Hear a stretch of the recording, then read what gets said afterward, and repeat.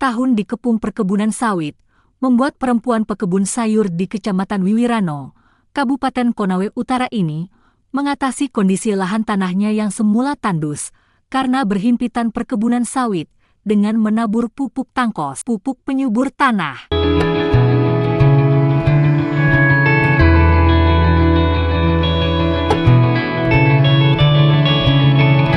Di sini kami memanfaatkan limbah dari pabrik, yaitu berupa solid dan tangkos. Dengan kami mempergunakan solid dan kompos sangat membantu kami tidak membeli pupuk, jadi kami organik. Solid dan tangkos yang kami pakai selama untuk berkebun.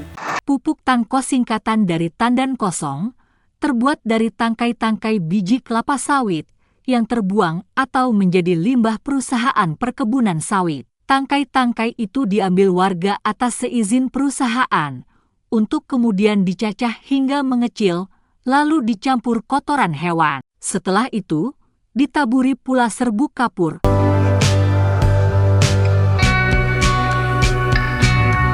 dedak hewan,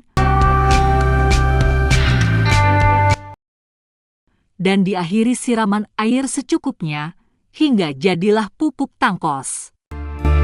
Pupuk tangkos menjadi mikroba tanah dan melawan hara tanah imbas kebun sawit. Itu bahannya dicampur, kemudian setelah dicampur nanti akan kita fermentasi selama 3 bulan.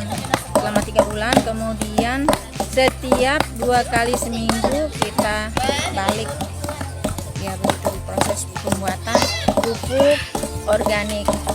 Gunanya untuk membuat pupuk organik ini supaya nanti kita adakan pencampuran tanah dengan sebelum kita menanam, kita campur dulu, supaya tanah itu akan kembali pH-nya atau lebih subur lagi.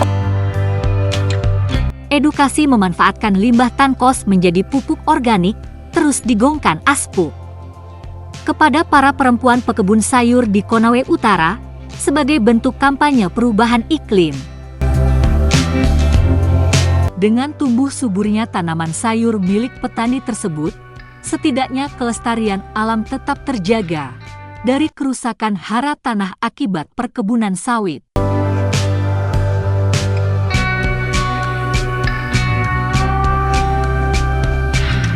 Dan keruhnya Sungai Lalindu di Konawe Utara akibat pertambangan. Ini Sungai Lalindu dulu airnya kita bisa konsumsi, tapi untuk saat sekarang tidak bisa lagi kita konsumsi karena airnya sudah keruh. Berhubung ada tambang di atasnya. Jadi kalau banjir maka dia ini keruh airnya, tidak bisa lagi kita konsumsi. Ini mengakibatkan lumpur juga banyak. Jadi kita masyarakat di sini kalau untuk air setengah mati.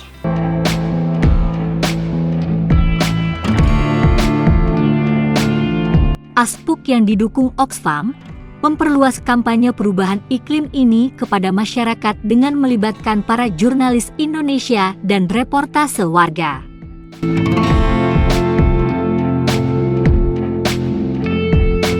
Para jurnalis diberi liputan mendalam terkait isu perempuan bisnis berkelanjutan dan perubahan iklim.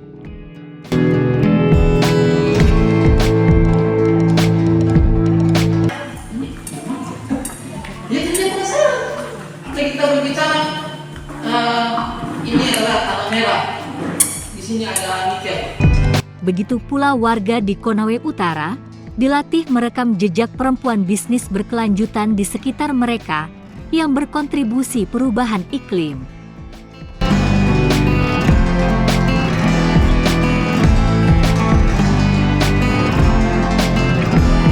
Hari ini kami mengikuti pelatihan kampanye mengambil video yang terbaik. Ada bersama Bapak jurnalis dan ini adalah saudara Ibu Leni. Berikut video hasil karya reportase warga di Konawe Utara, Sulawesi Tenggara. Hai teman-teman yang selalu penasaran dan bertanya-tanya kenapa sayurnya kita bagus, yuk ikuti prosesnya. Ini solid mentah limbah dari pabrik ya, dan ini tangkosnya juga baru datang dari pabrik dan masih posisi mentah, belum bisa kita pergunakan ya. Dan ini solid dan tangkos setelah beberapa bulan sudah siap kita pakai. Ini kita pakai untuk membuat bedengan sebelum kita menanam sayur ya. Dan ini kita sudah menanam sayur, tapi sawinya disemaikan dulu selama 2 minggu baru kita pisahkan ya.